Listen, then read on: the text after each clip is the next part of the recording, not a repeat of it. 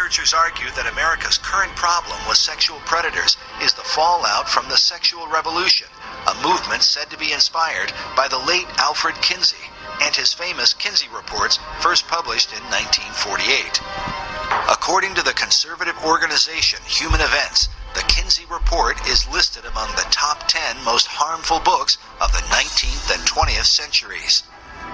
Number 1 on their list was the Communist Manifesto that inspired the deaths of more than 100 million people in the 20th century alone. Adolf Hitler's Mein Kampf that helped to bring about the Holocaust was listed at number 2. While the quotations from Chairman Mao, who founded Communist China, was number 3. At number 4, as the first American title on the list, was the Kinsey Reports.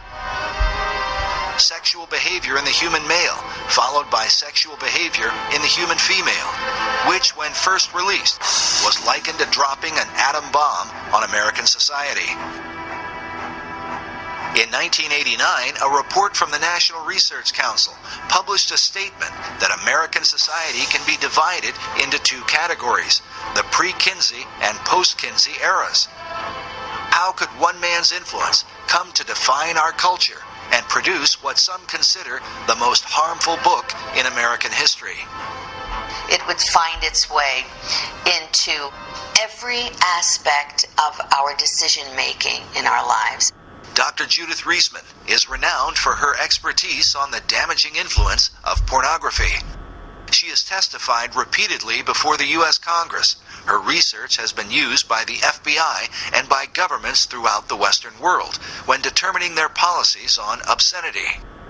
She is author of the book, Kinsey, Crimes and Consequences, in which she details the devastating impact of Alfred Kinsey in America. An influence she believes is behind the growing number of sexual predators who seem to come from all walks of life. Teachers, doctors, lawyers, judges, people are being caught right and left, sacrificing their lives and their families' lives to their addictions to child pornography. How do you think it happened? It did not start today. It started back with Kinsey, and who then kicked off what has become today's horror show. Child sexual abuse, rape, torture. People say, well, you can't track that all to Kinsey. Well, you can track enough of it to make an awfully frightening case. While Dr. Reisman's view may seem extreme, her evidence is disturbing, the results of which are so often reported in our nightly news. 35-year-old convicted sex offender Bradley Meinhardt was sentenced to just 1 to 3 years in prison for sexually assaulting a 12-year-old girl in East Penn, and the guy had a prior. Here's the suspect right here, Joseph Edward Duncan. He has a long history of sexual aggression. Here's Larry Don McQuaid, the 41-year-old former school bus driver who's confessed to sexually abusing more than 200 children. I was able to manipulate parents and children alike, that I was such a nice guy that I wouldn't do something as wrong and disgusting and as that I consider myself a demon. It's too dangerous for me to be on the street. Should he be released? We tried to protest parole. Unfortunately, as I said, the statute requires his release. I didn't know that the average sex offender predator molests 100 children. I mean, that just makes my outrage even more. For years, Americans have wondered why repeat sex offenders so often receive light prison sentences only to be released back into society. According to Dr. Reisman, the answer is Alfred Kinsey. The laws were changed based upon his fraudulent data, and he was directly involved in those changes. Kinsey went state by state. I have his testimony in California in 1949, telling a committee that was about to toughen the sex laws and toughen up about the laws to protect children because there had been a murder of 2 little girls. He goes to California to testify in 1949 that you should release everybody, that pedophiles and pederasts did not repeat their crimes, that parole was absolutely critical. That would reduce our sex crimes.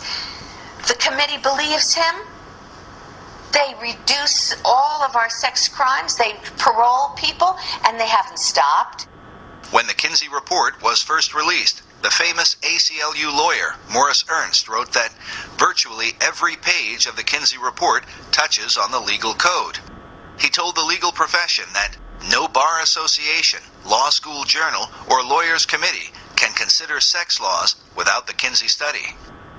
According to Westlaw, the most widely used legal database, between the years 1982 to 2000, there were approximately 650 citations to Alfred Kinsey. The model penal code that was adopted just after 1955 was based on Kinsey's research. This is a flow chart I put together to describe how the Kinsey research gutted American laws. Through the American Law Institute, ALI, the American Law Institute Model Penal Code, 1955. That was where protections were then removed for women and children from American law system. The U.S. justice system from 1948 to today, that's what this is about. After publishing his reports, Kinsey traveled the country, giving lectures at universities and testifying before lawmakers. He was received as the leading scientific expert in the world on human sexuality. In particular, he discussed laws concerning sex offenders and the education of children. Of children, he said 100% of are orgasmic from birth. Therefore, children can benefit from sex with adults and even incest, which is illegal. So we need to lower the age of consent. He was working toward making everything legal, but that's all right. Children need early explicit school sex education since they're sexual from birth, which was illegal at the time. Now it's everywhere. They need masturbation and hetero and homosexual acts to be taught to them, which was illegal, and now it's being taught. And about parole, Kinsey said that sex offenders rarely repeat sex crimes. Therefore, all sex offenders should be paroled, which is exactly what started to take place. Part of Kinsey's defense of pedophiles was that children were not really harmed by sexual contact with adults. Therefore, it made no sense to incarcerate pedophiles for lengthy prison terms. 1950, Rockefeller funded the American Law Institute Model Penal Code.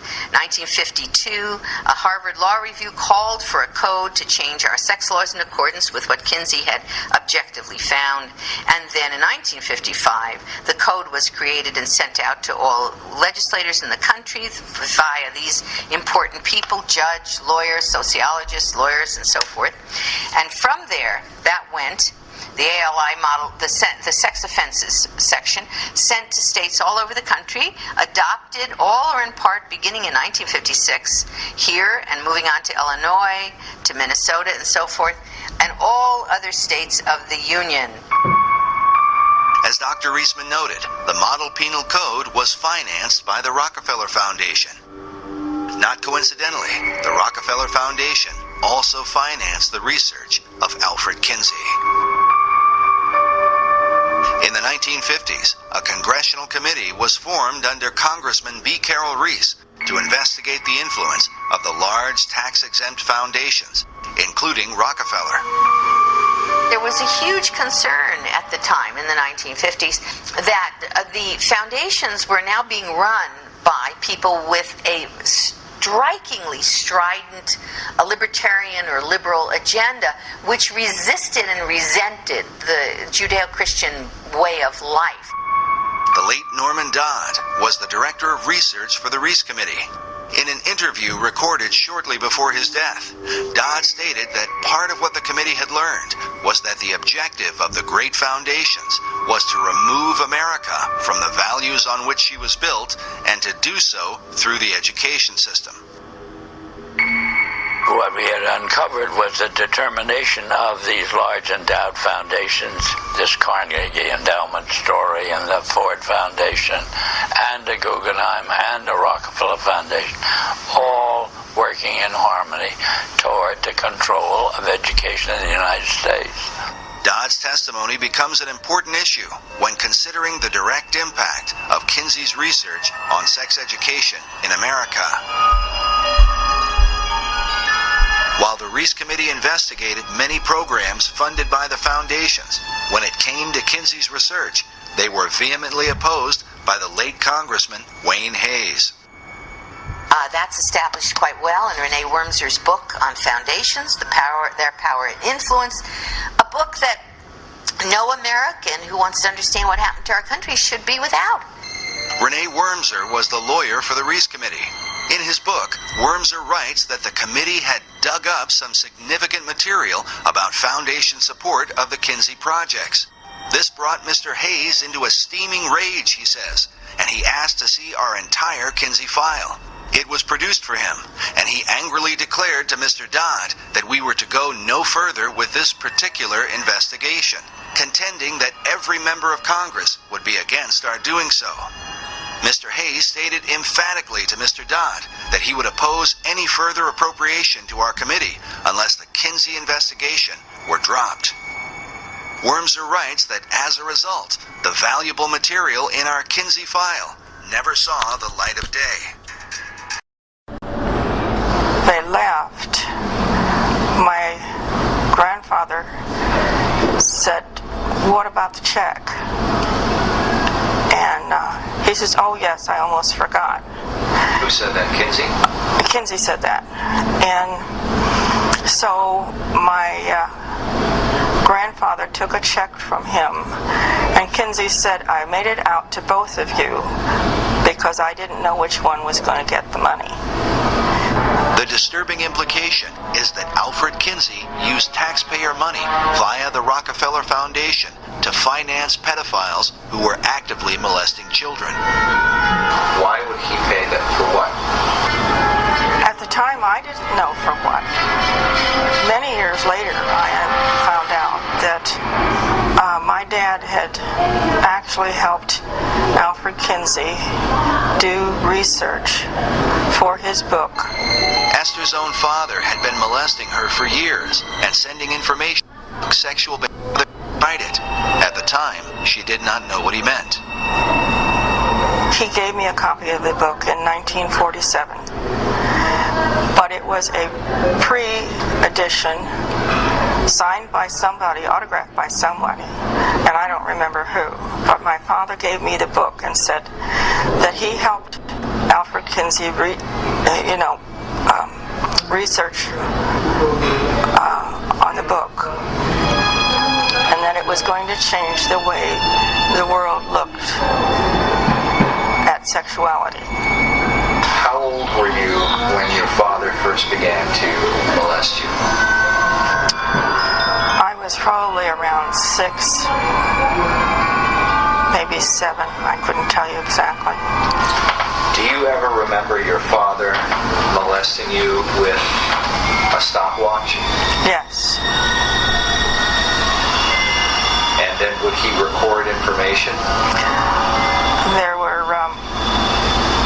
papers on the dresser, and I saw one of the papers one day, and it had a lot of questions on it. And there were little boxes to check those things off when those things were done. And it was talking about orgasm. I didn't know what that word meant, but at the time. And when I asked him what that word meant, when I saw it on the paper, he grabbed the paper, put it in a brown envelope, and he said that he was late in sending this in. And he put it in this big brown envelope. Esther's revealing testimony confirms Paul Gephardt's statement that Kinsey worked with parents who sent him child abuse data. She was also interviewed years ago by British filmmaker Tim Tate, who directed the documentary Kinsey's Pedophiles. Esther White, for what it's worth, swore what's called a statutory declaration here.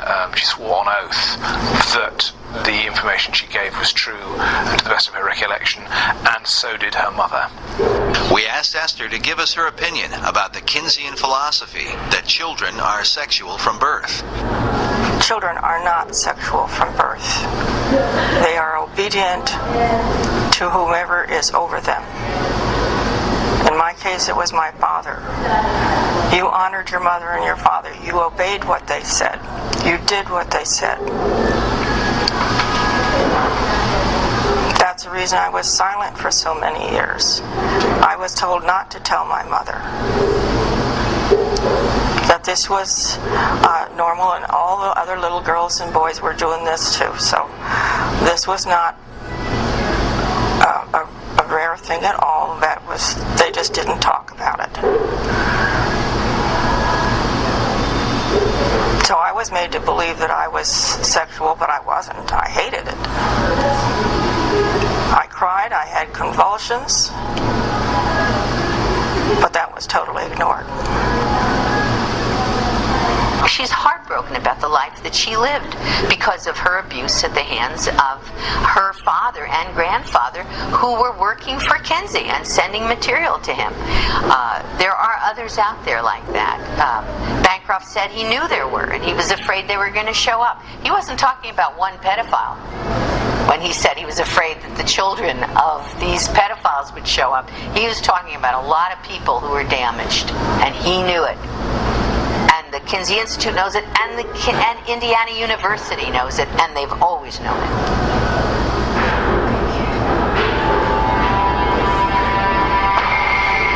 Kinsey would have done business with the devil if it helped the research, and this is true.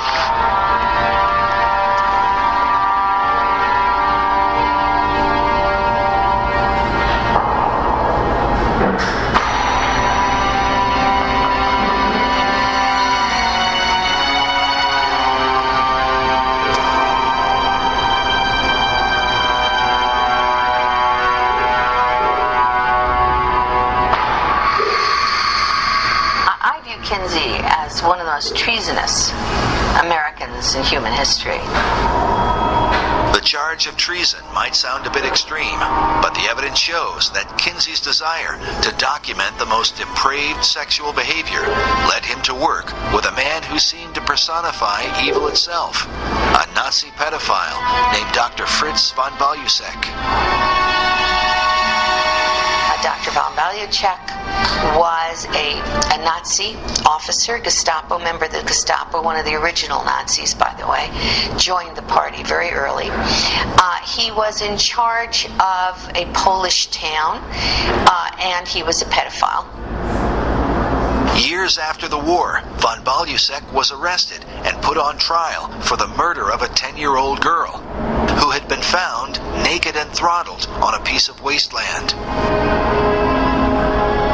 The German authorities suspected von Balusek of the crime because the same girl had been listed among several hundred children he had raped, the details of which he had recorded in his pseudo-scientific diaries.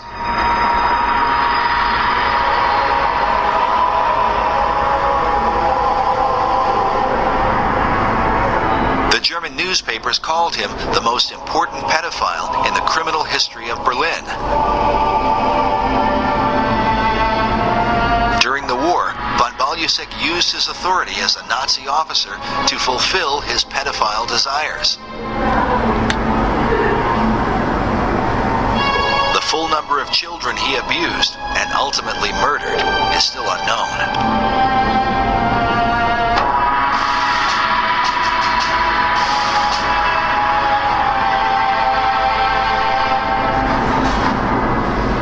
When he was arrested for rape of many children, but also possible murder of a little girl, all of the German newspapers spoke about this on the headlines.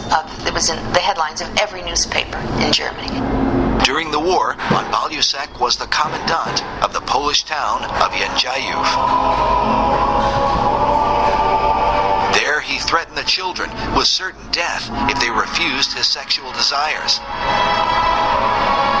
What he recorded in his diaries of how he treated these children was so criminal that during his trial, the judge cried out, quote, "This is no longer human."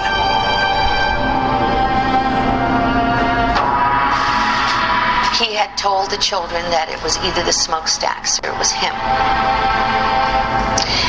And it turned out that all the children ended up apparently in the smokestacks anyway. Post-World War II, he was highly placed in the civic government, and he was arrested for this possible murder and being investigated. And in the process, they found that he had been corresponding extensively with Kinsey. that Dr. Kinsey had warned him to be aware and careful of the authorities so he shouldn't get caught. The German authorities learned that von Balusek and Kinsey had a working relationship, and that Dr. Kinsey was well aware of the vicious abuse the Nazi pedophile was inflicting upon innocent children. At his trial, the judge said to von Balusek, "I got the impression that you got to the children in order to impress Kinsey and to deliver him material." To which von Balusek replied, "Kinsey himself asked me for that." The German press was outraged, and the judge was outraged. The judge went on to say, instead of answering his sordid letters, the strange American scholar should have rather made sure that Mr. von Balusek was put behind bars. The German press reported that Kinsey's letters to the Nazi contained warnings to watch out or be careful of getting caught. They wrote that in his diaries, von Balusek stuck in the letters from the sex researcher Kinsey, in which he'd been encouraged to continue his research. He had also started relationships to expand his researches. One shivers to think of the lengths he went to.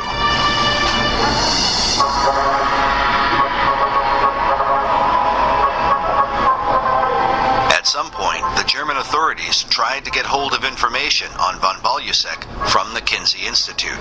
The Kinsey Institute, even though they knew they were dealing with a Nazi and a paedophile, when the German authorities wanted, for the purposes of this murder investigation, wanted to get hold of that information, the Kinsey Institute refused, and Gebhardt said to me, and indeed on camera, that they would have destroyed any evidence before they handed it over to the police.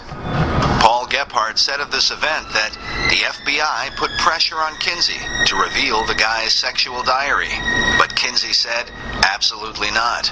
Gebhardt went on to say the poor pedophile had his reputation destroyed, finally quit corresponding with us. While German media documented the story heavily, the American press, under the powerful influence of the tax-exempt foundations, gave almost no attention to the story, even though Kinsey's research, which had turned the country upside down, was almost certainly based in part on the sexual abuse done by a Nazi pedophile during the Second World War.